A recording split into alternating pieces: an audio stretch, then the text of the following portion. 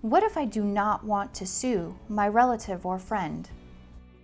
If you're in an accident and you're a passenger in a car driven by a relative, a parent, or a friend, and you feel that you don't want to sue them, what could you do?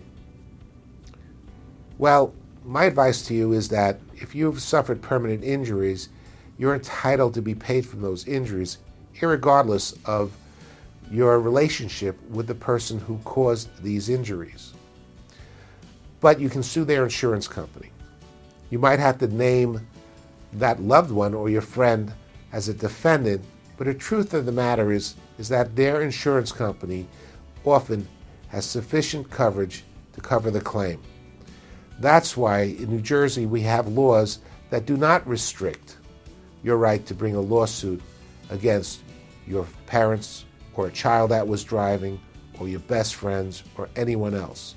If you were injured, you're entitled to be made whole for your injuries and your damages. It might be sensitive, you may need to have a conversation with them, but if they're a good friend or a loved one that cares about you, they should understand that's why they purchased insurance coverage, exactly for these type of events and situations.